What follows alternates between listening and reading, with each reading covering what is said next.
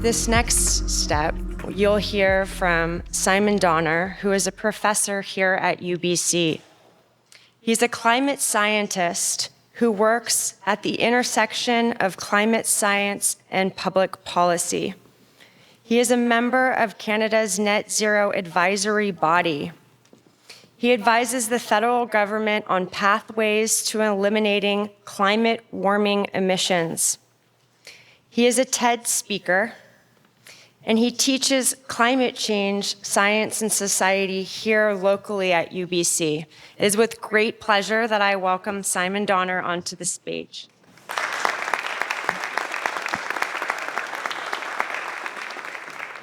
Thanks so much for the introduction. And it's really great to be here with all of you today.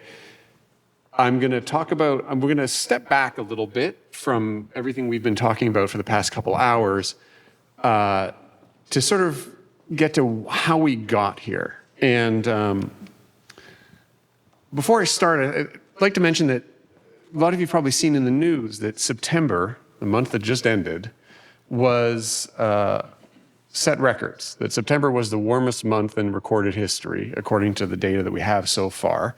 And it didn't just set a record, it set like a record-breaking record. This was, as opposed to the usual photo finish with climate, this was like Usain Bolt at the Olympics. It broke the previous September record by 0.5 degrees Celsius. And given how warm this year has been, it's pretty much already guaranteed, almost guaranteed, that 2023 will be the warmest year in recorded history. And the data we have is strong enough at this point for most scientists to conclude that it's not just the warmest year in recorded history, it's probably the warmest year in the history of human civilization. So since, 12,000 years ago, since we first started living in communities and building homes, right? And the reason I point this out is that this is not the new normal. That term you hear all the time about a new normal that's in the media all the time, we have to get it out of our heads. There is no new normal as long as we keep adding greenhouse gases to the atmosphere. As long as we keep adding carbon dioxide, methane, and other gases to the atmosphere, the planet will keep warming and normal will keep getting warmer. The only way we stop that from happening is if we stop adding greenhouse gases to the atmosphere, right? And so that requires transformational change, obviously in the building sector, but in every sector of the economy and in every part of the world, right? That's the challenge before us. And so to unpack what I've just said, I want to go over sort of how we've come to that conclusion as in the scientific community and what the terminology that gets used means. So there's kind of three main things that I think people outside of the scientific community, it's helpful to know. The first is that the evidence is overwhelming that this is caused by human activity, that the warming that's been observed is caused by human activity. And I'm just using a quote here from the Intergovernmental Panel on Climate Change's last major assessment report. And what's notable here is that they're saying the human influence on the climate system is an established fact. And I can tell you after 25 years of working as a scientist that that is not terminology scientists use lightly, right? Coming to call it an established fact means that the evidence is so overwhelming that we're willing to remove the usual contingency language that we use around likelihoods and percent chances and everything. And just to say, this is an established fact, like the things you learned in school in science classes are considered sort of established facts at this point, that gravity works, for example, right? That's the level of certainty. And that second point to remember is that scientists are certain about this. Now, how do we know this? This is a picture from an Intergovernmental Panel of Climate Change meeting. We know this because climate science isn't actually new science. Despite how it hears when you're out in the public, reading about these things in the media, climate science is just an application of physics and chemistry. And so it's grounded in the physics and chemistry that we've known for a very long time, or really been researching for a very long time. So this stuff is not actually new. We just have more data and we're applying it to what's happening to the planet, right? To give you an example that this is not new science, this is an article I often have students look at in my classes. This is from 1896. It's by the Swedish chemist Svante Arrhenius, and it was on the influence of carbonic acid, which is another term you could use for carbon dioxide, in the air and the temperature of the ground. And so Arrhenius estimated how much the planet would warm if you doubled the amount of CO2 in the atmosphere, and he got an answer that's different than the answer we get today, but not that different than the answer we get today. And it's because there had been experiments done in labs in the 1800s that had shown that carbon dioxide and gases like it are greenhouse gases, and more of them in the air will cause warming on the ground, right? And the other thing to take home about this is that the reason we go from the fundamental science, like the fundamental theory, to being able to make those conclusions like an established fact is the meticulous nature of science, right? So scientists are like building engineers, right? They they should go over everything with a fine-tooth comb, right? So things are replicated again and again until there's a strong enough certainty and enough evidence to say we know this beyond a reasonable doubt, right? And I'm going to give you the probably best example of this that's easy to explain. These are 6 different estimates of the global average temperature and how it's changed over time, going through until 2022. The 2023 data isn't obviously finished yet because the year isn't finished yet. So there's 6 different estimates because there's weather stations around the planet, and scientists might disagree about the best way to average all that data together. So they all use different methods, and replication, the key. The answers are similar. And I like pointing this out because of the green line. The Green Line, Berkeley Earth, is an organization that was started by a physicist at the University of California, Berkeley, who doesn't work in climate and thought, I don't trust what the climate scientists are doing. I don't like the way they do this weather data analysis. I'm going to hire a team of people. We're going to analyze the data a different way, and we are going to prove what's going on. And you may notice you can barely see the green line on the graph. It's actually almost identical to the other lines, right? So even somebody actually funded by organizations that were trying to disprove the science found the same result. Replication, again, part of the key. And so how do we come up with these statements? A lot of what is expressed through the public comes from the Intergovernmental Panel on Climate Change, or the IPCC. The IPCC is really a unique body that doesn't exist in other areas of science because the findings of climate scientists back in the 1980s, these early findings were having such a huge potential impact on governments around the world and decision-making. I mean, what it would mean for how we generate and use energy was so huge. The world's government said, well, we can't just have scientists talking about this willy-nilly. We need to have an organization where scientists are appointed by government to review everything that's out there, summarize and assess it for us, and then that's what we're going to take as the scientific canon. And so the IPCC was created. The Reagan administration pushed really hard for it.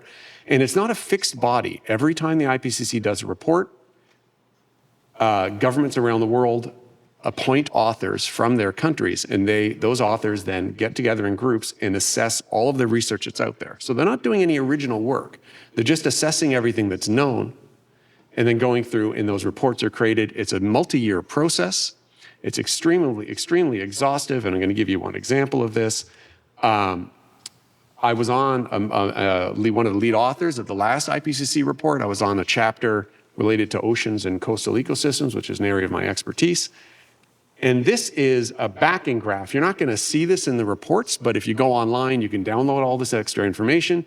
This is the supporting material for the likelihood statement in one sentence out of the 172-page chapter I was a part of, which was one of 18 chapters of a report that had 3 volumes, right? To point out that this is an incredibly thorough process. And if anything, the results that come from the IPCC, these summary statements, like climate change being an established fact, are conservative. Because if you bring everyone into a room and go through this incredibly exhaustive process and let the entire world scientific community review your findings before they're published, you're going to end up not talking about the extremes, but talking about where everybody agrees, right?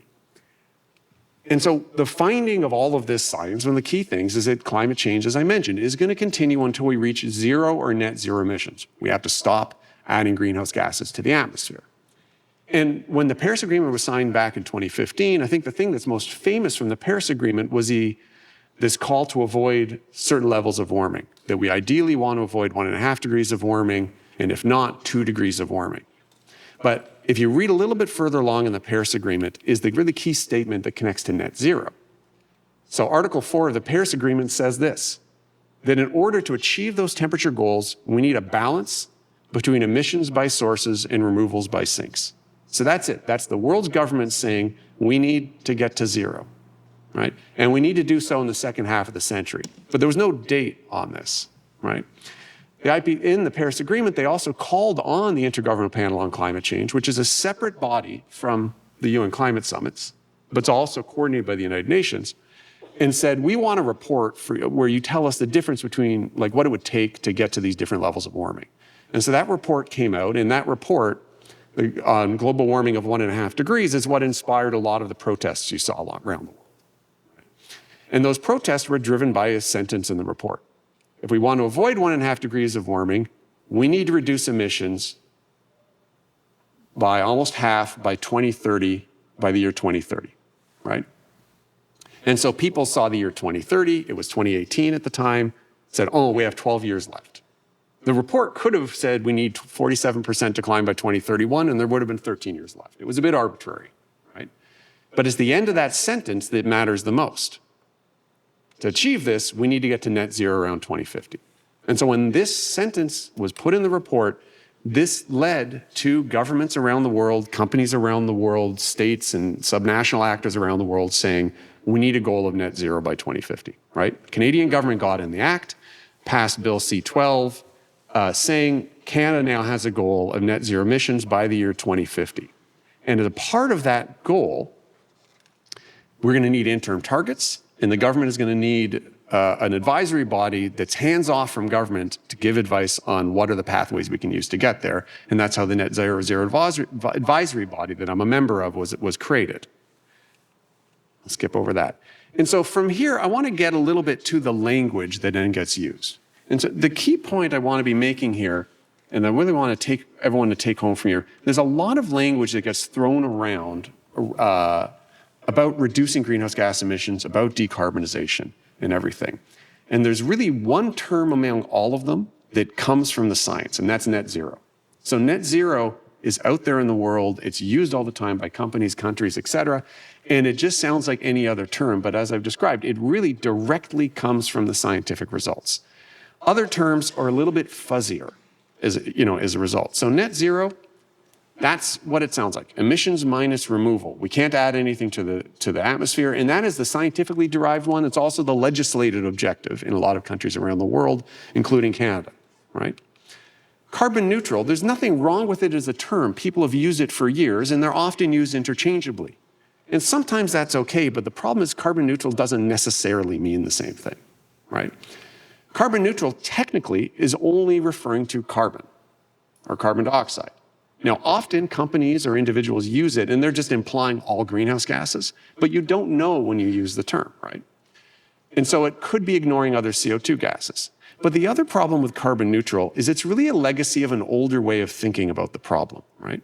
20, 25 years ago, when I first started studying climate change in school, we talked about reducing emissions, right? So that was the paradigm at the time. But now that we've recognized that the goal needs to be eliminating emissions if we want to stop warming, we've moved from this emissions reduction paradigm to an emissions elimination paradigm.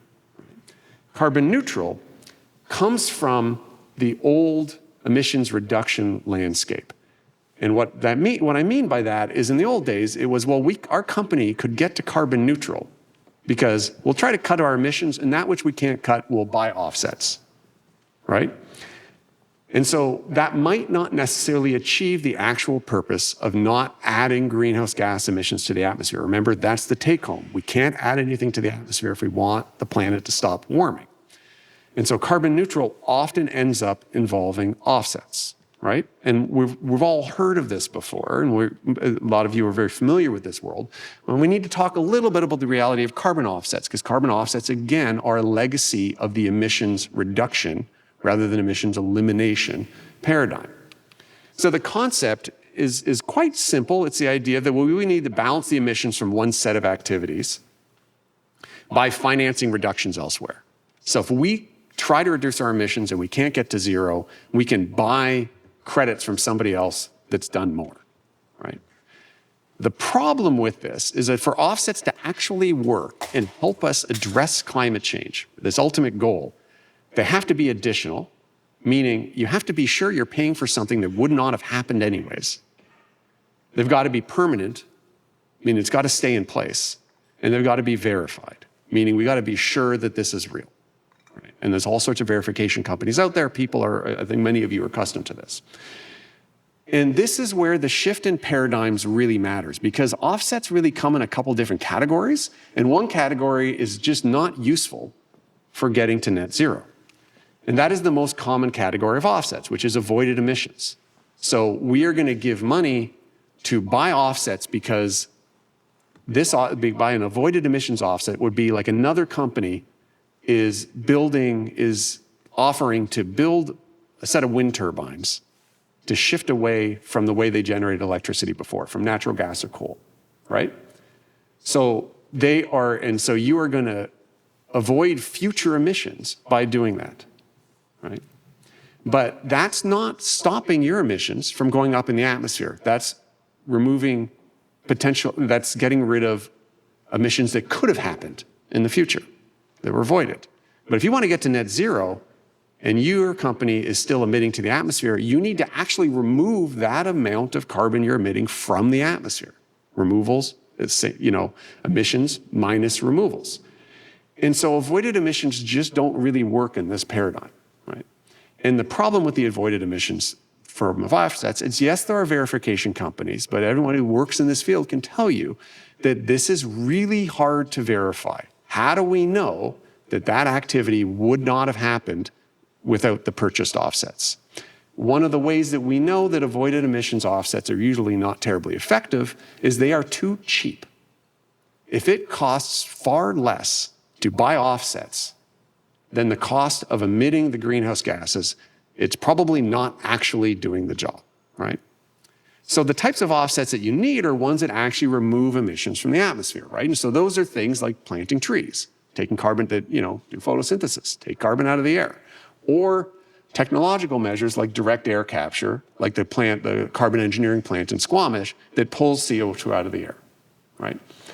These things can be part of a net zero future, but remember, they need to be permanent. If you do something to pull carbon dioxide out of the air, but then the next year it just goes back up, well, that didn't solve anything, right? And so there's a reason I have that picture of the smoke in Yellowknife from forest fires in the background. If you invest in a tree planting operation, that's wonderful. It's important things that the planet needs.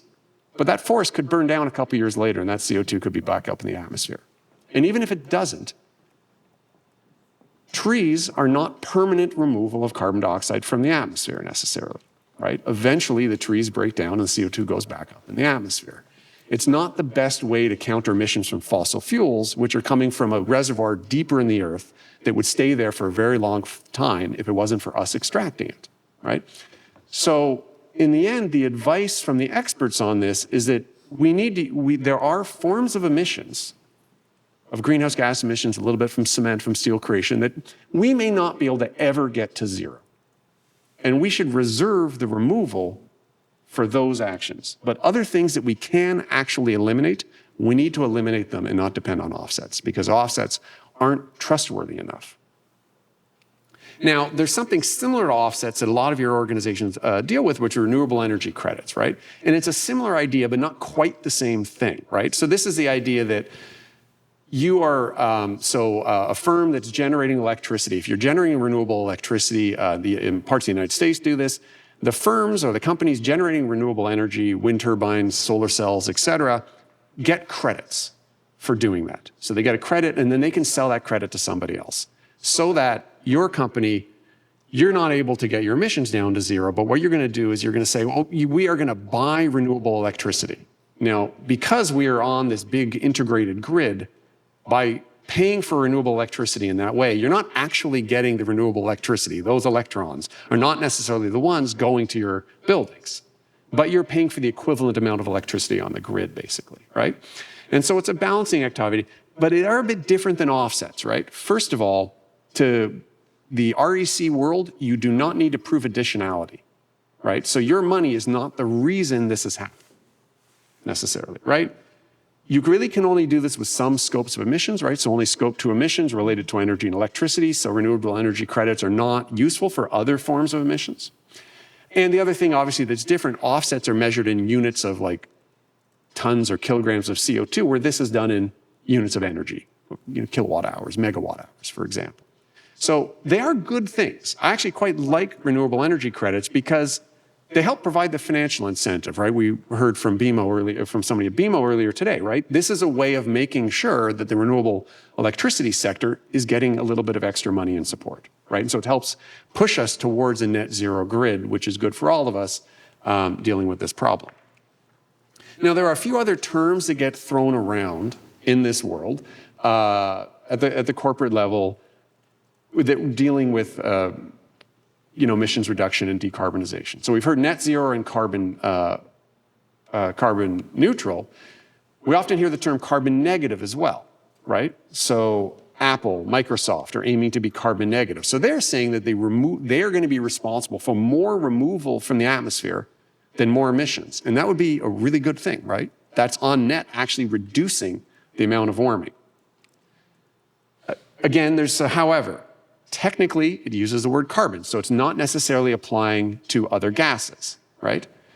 And the other thing is that carbon negative, because we don't have the technology at scale to be removed right now to remove that much carbon dioxide from the air, this is being achieved mostly through offsets, right? Anyone who says they're getting into carbon neutral, you can read the report from Apple or Microsoft, they're going to rely heavily on offsets to get there. And as I was mentioning, we have to check, are those offsets avoided emissions? Then they don't really count. And if they're not permanent removal, well, then you're probably not really going to be carbon negative in the long term, right? So scientists like myself hate this term because it's not specific enough, right? The other term that gets used a lot now that I've only become familiar with lately was this idea of being climate positive or carbon positive. Now, as a scientist, I'm like, well, that's not a good idea. That's basically saying our emissions are positive. But that's not what it means. It's really a marketing effort, a rebranding effort, an understandable one to say that being carbon negative sounds like a bad thing, right? But the negative versus positive in that sense is mathematical. It's not a value judgment. Carbon positive is saying, well, let's put a value judgment on that. We want to say we are carbon positive, meaning we're being good for the atmosphere, right? And so the idea usually, what I've found in the use of this term is it's about if you're producing excess renewable energy on your site, you can export it for outside use. And so maybe your company can be responsible for emissions reductions happening elsewhere because you've got extra you're selling onto the grid. The danger of this is double counting, that you're going to claim the emissions reductions that somebody else is getting by buying your electricity, right? And so there's double counting. And I'll give you a great example of this. The Alberta government is frankly guilty of this. When the Alberta government reports the emissions from the oil sands, it is lower than the federal government reports using the legislated process they have to do to send things into the United Nations. And it's because all of the electricity cogeneration that happens at oil sands facilities, they claim reductions for that because they're claiming that, well, we're cogenerating electricity, and if it wasn't for us, that might have been coal electricity, right? And so those are the numbers that are used provincially, but the federal government doesn't agree with it, and neither would the United Nations, to be honest. So that's an example of the danger of these other terms in a way. Now, the other thing that goes along with all of this is what scopes you're referring to. So we heard about this a little bit already this morning. We've talked about different scopes of emissions and how hard the accounting is for Scope 3. Believe me, I understand that. The challenge here is that when you read somebody's net zero, carbon neutral, climate positive, carbon negative goals, is you got to read the fine print. What scopes are they referring to? And I don't mean to pick on anyone in particular here, but even today we heard about operational emissions, right? Meaning that we're really just looking at Scope 1 and potentially Scope 2, but Scope 3 is not being included. And so I think the BMO goals, but also Walmart and Amazon was up on the screen earlier. None of those are concluding their net zero goals are not including all three scopes, and certainly not all 15 categories of Scope 3, as Geneviève mentioned earlier. And so because of all this confusion around the terminology and stuff, the UN Secretary General, really like the lead of the United Nations, commissioned a panel of experts around the world to say, well, what are the practices we should be using? Because we need to make sure that all the non-state actors, whether it's a company, a non-federal government jurisdiction that's saying we're going to be net zero, that they mean the same thing by it. One way is to make sure we use net zero rather than the other terms. But they put out this report, and so it was called the High-Level Expert Group on Net Zero Emissions Commitments of Non-State Entities. And so it's a big, heavy term because it was a UN document, right? And there were 10 sets of best practices in this document. It was announced at COP27 in Egypt last year. And we don't need to worry about all of them here because I think the top 3 are the most relevant, right? If you want to have a net zero goal, it's got to be, net zero by 2050 is the goal we're aiming for globally. And you can't just set a long-term goal. You have to have targets along the way, right? Second, we got to make sure we're covering all gases, all greenhouse gases, all scopes of emissions, and including consideration of embedded emissions, so things that fall under scope 3, right? And the third one is the point I was making before. There are some offsets that are going to be necessary in the net zero world. We are going to have to be doing some removal from the atmosphere because there are simply activities through which we generate greenhouse gas emissions that we just can't get to zero. Agriculture being among them, some agricultural emissions. But we have to save all of the energy and effort that it's going to take to do that carbon removal through direct air capture for those purposes.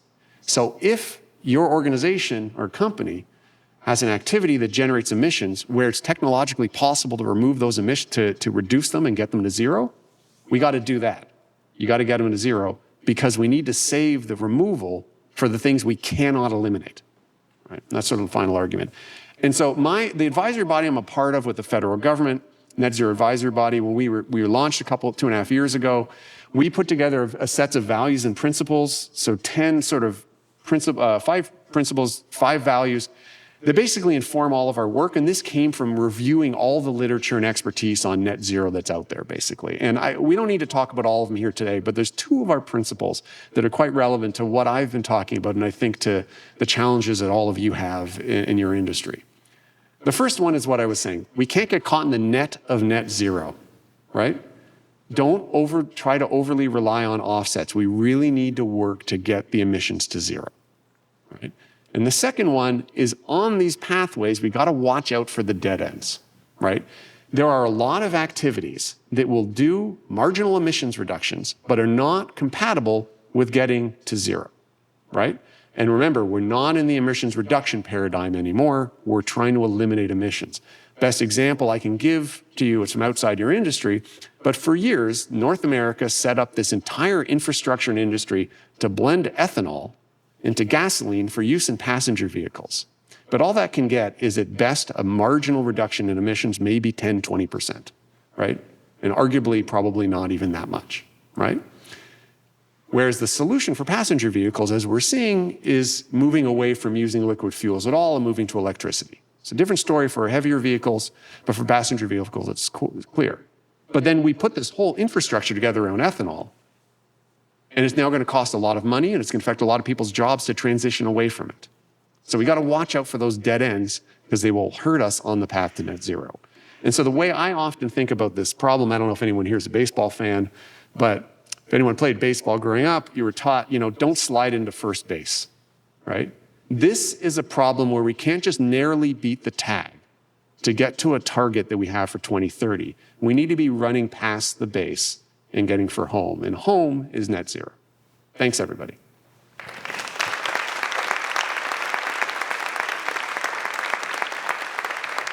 Yeah, and I'm open for questions.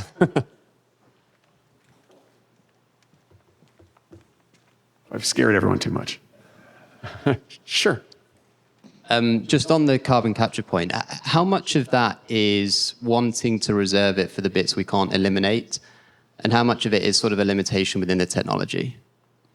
Fantastic question. It's really both, I would say. So I would say the two are kind of the same thing in a way. So the limits of the technology is, so direct air capture is basically scrubbing carbon dioxide out of the air. This is how astronauts don't die on spacecraft. We have scrubbers in the air that pull the CO2 out. It's very energy intensive because carbon dioxide, despite being very important to the energy budget of the planet, it's a small concentration gas. So in the open air, it's very complicated to pull it out. Out of a smokestack that's mostly CO2, that's easier to scrub, right? But straight out of the air is hard. So it takes a lot of energy. So one of the concerns is, in fact, one of my colleagues on the advisory body was just telling about some math they did yesterday.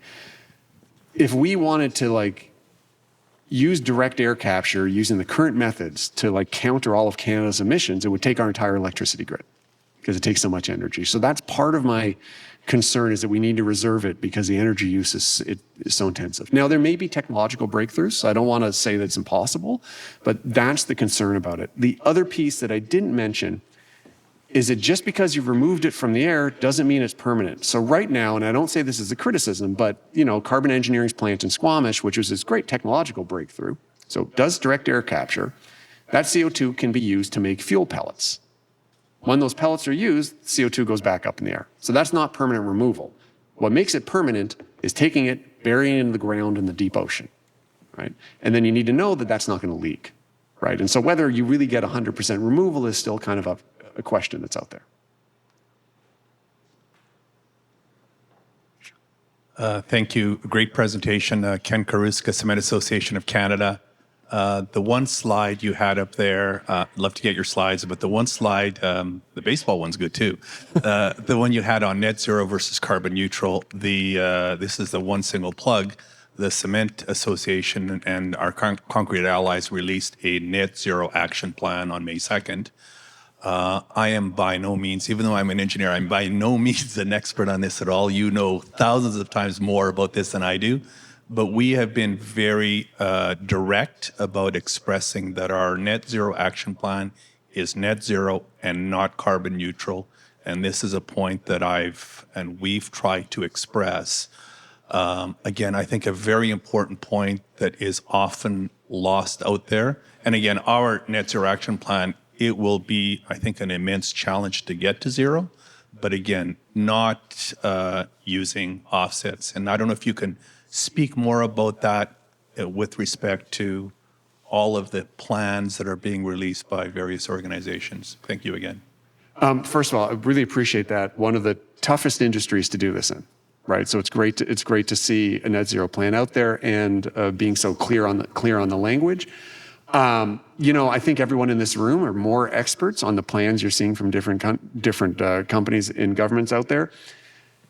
The part of all of this where I am quite sympathetic is that the wording and the science around this has evolved, right? Well, not even the science necessarily, but how it's being presented to the public and to corporations as a result. And so concepts and ideas that were being pushed in the 90s and early 2000s, we're now saying we got to get rid of those, right? And so that's not easy. And so this is why I'm saying carbon neutral is a term that probably we need to move aside, and we make sure always we're talking about net zero now, right?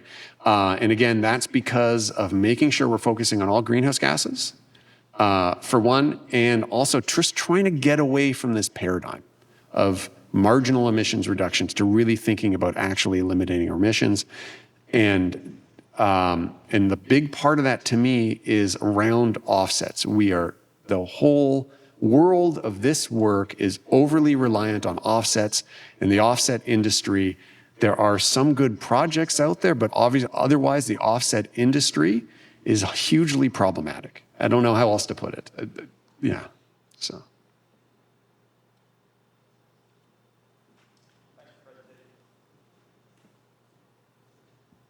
Thank you for the presentation. I thought that was great.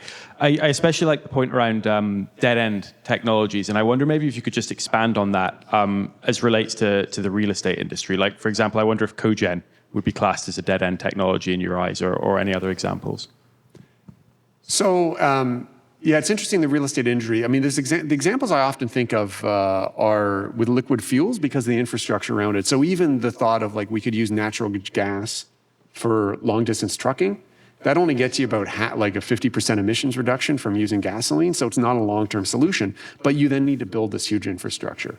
For buildings, one of the things you'd think about in the real estate industry is just what is the actual heating and cooling system in the building, right? I mean, I think for buildings, it's just that you build a capital stock and it's there for a very, very long time.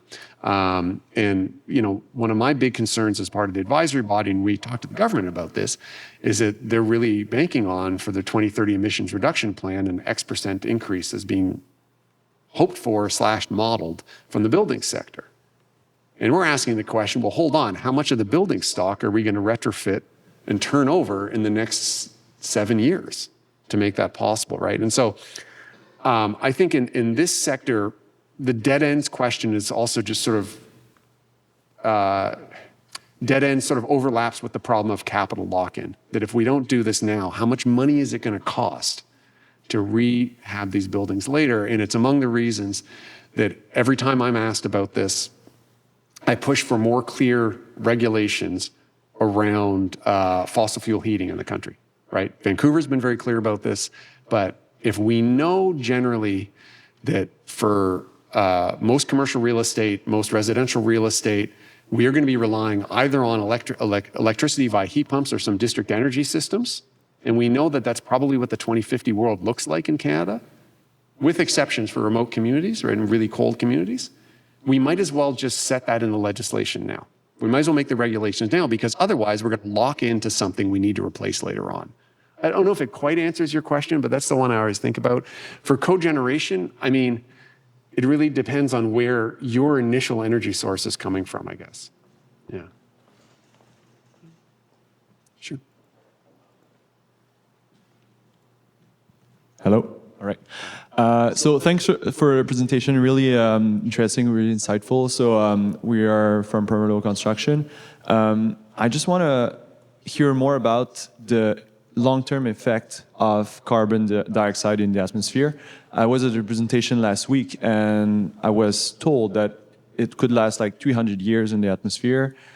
Just the fact that the climate change that we see right now, even if we stop emitting CO2 in the atmosphere, it will last. It will have an impact on the long term. So really, that is an image that could help, advancing the cause of carbon reduction. So I just want to hear a bit more about that.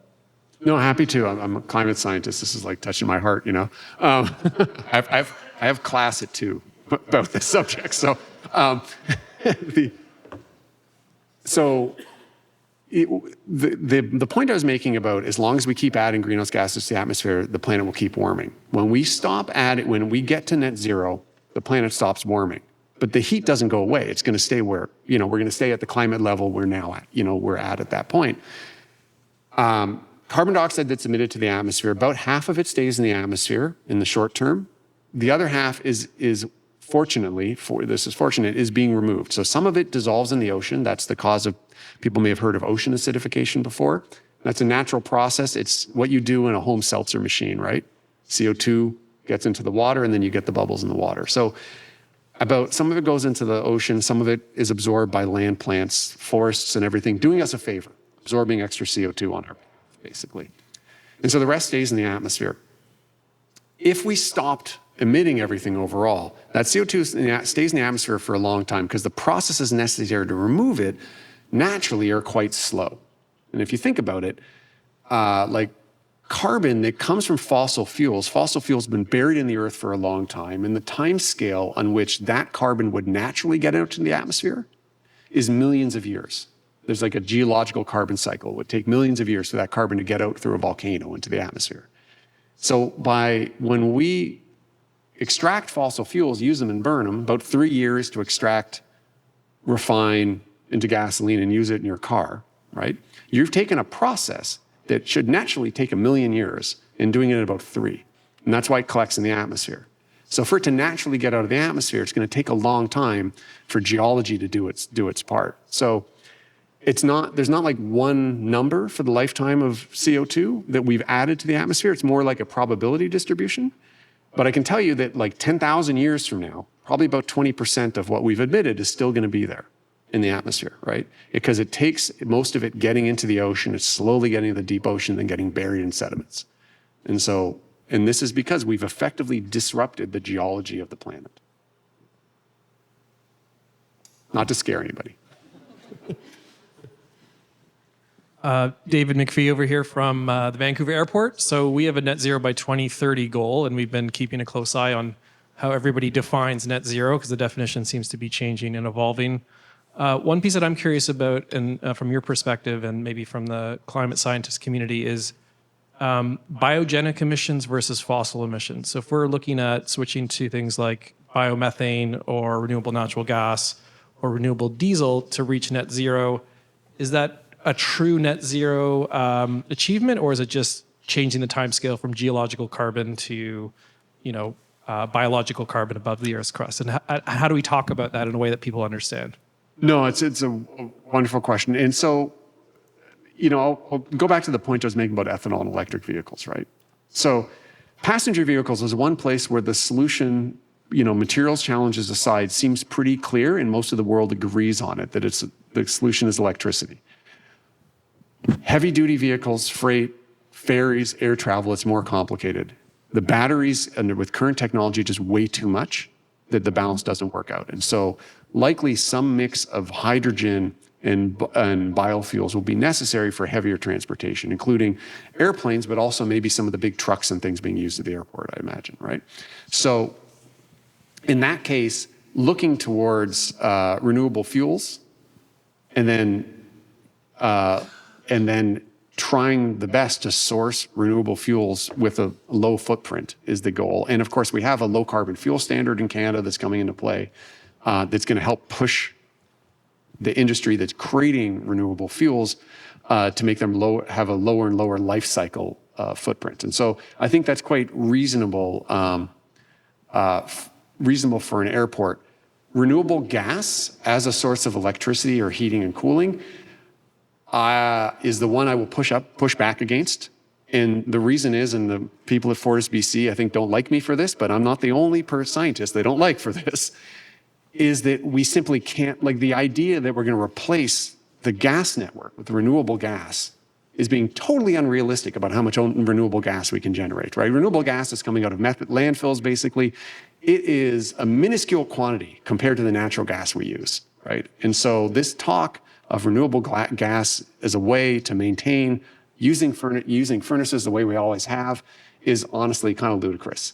And the solution is we're going to be moving to electricity and other forms of generation, but we just can't at scale make enough gas to replace all of the furnaces around. Maybe there's some small examples where they're going to work, but at scale, it just isn't really realistic. Yeah. Yeah.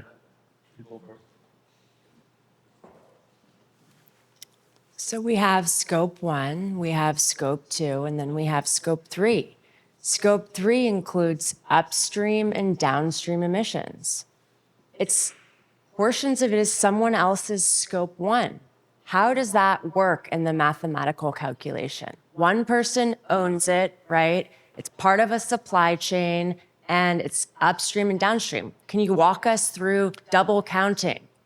Yeah, so this is, I appreciate that.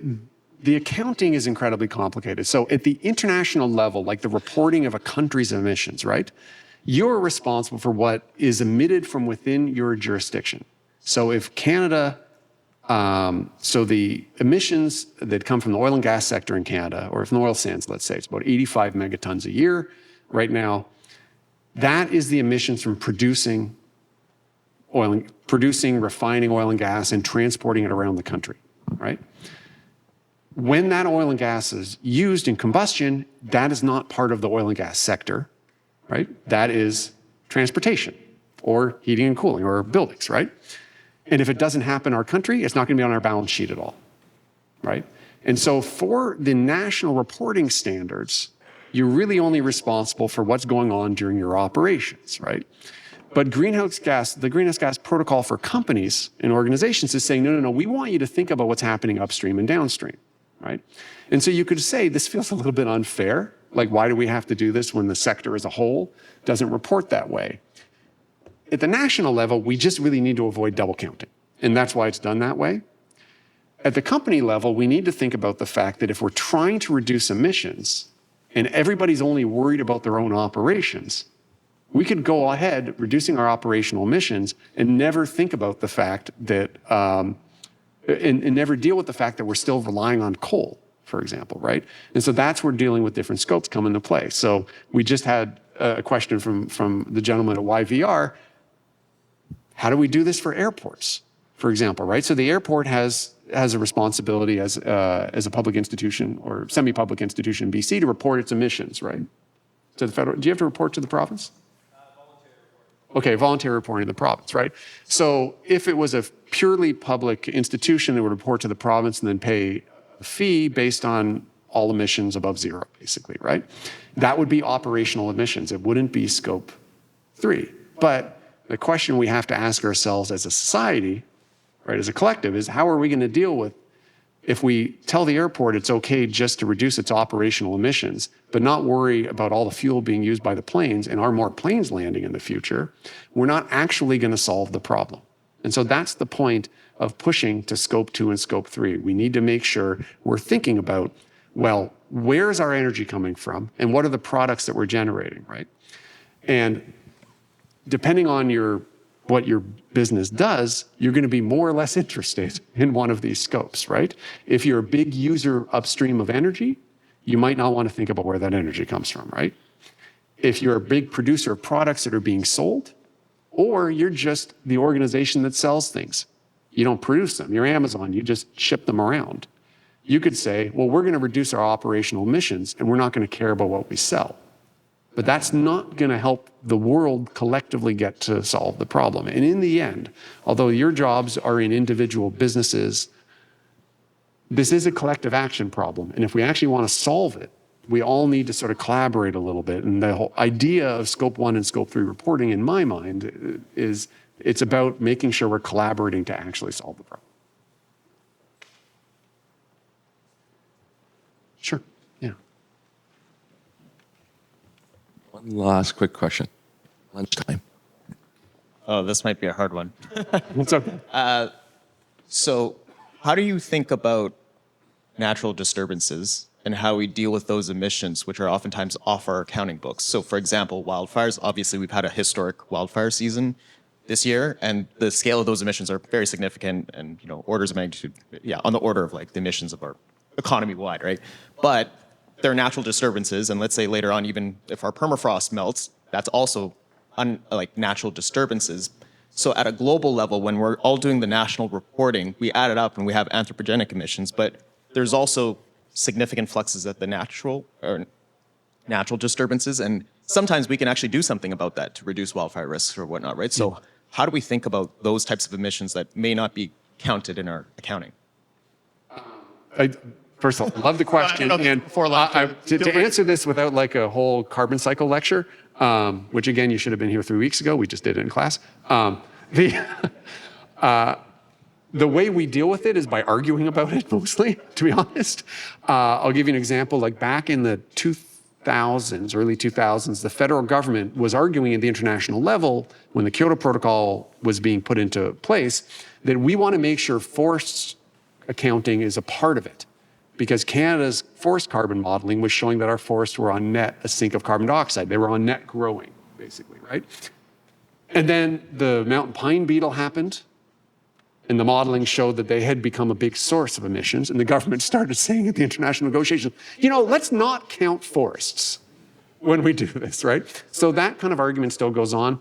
The place where it's complicated is that emissions from forest fires are not permanent in the sense that, yes, forest fire puts CO2 in the atmosphere, but if the forest is planted or the land is allowed to rehabilitate and naturally grow back afterwards, the carbon dioxide from that forest fire eventually carbon will balance it out coming back into the tree. So it's different as a source of carbon than something from fossil fuels because of the timescales involved, right?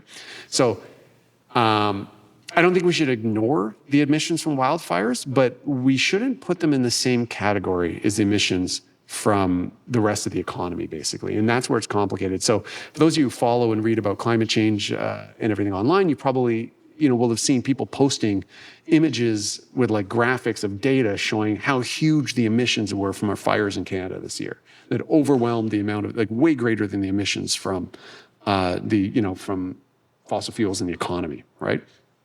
But they're not really the same category.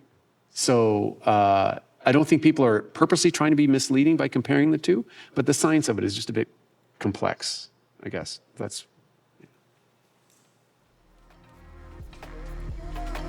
Thanks, everyone.